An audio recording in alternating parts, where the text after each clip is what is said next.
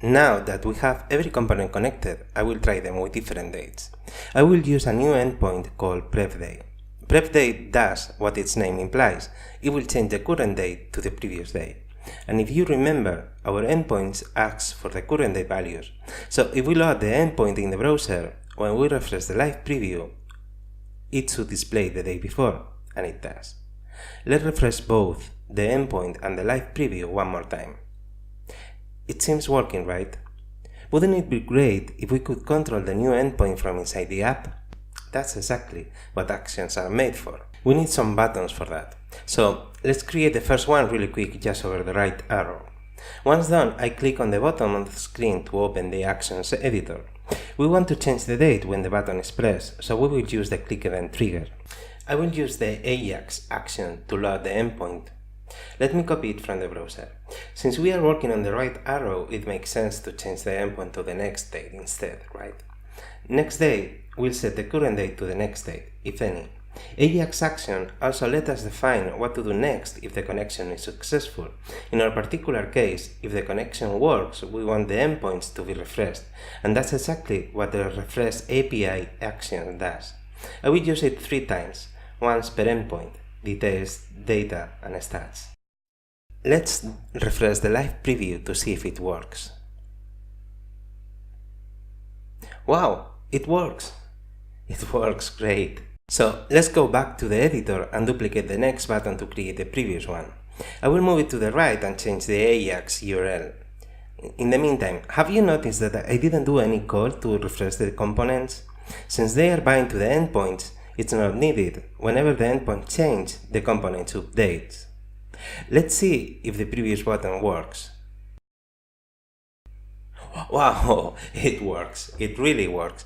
Now I will play a little bit with the controls, just to check things. I will keep pressing previous until I reach the very first day to see if the left arrow is there, and it's not, which is good. And I will do exactly the same for the next arrow. And yeah, we reach the most current day and isn't there either, which is good. And now, in this particular case, I see that the score is not properly aligned. So what I will do is I will go back to the editor. I will open the data and scribe. I will select details and I will refresh to bring exactly the same day to the interface. Now I will just double click the component and I will reach score and I will just fix it. As you can see, well, I'm fixing the live preview is updated real time. Now I can check the responsiveness, which works great as expected.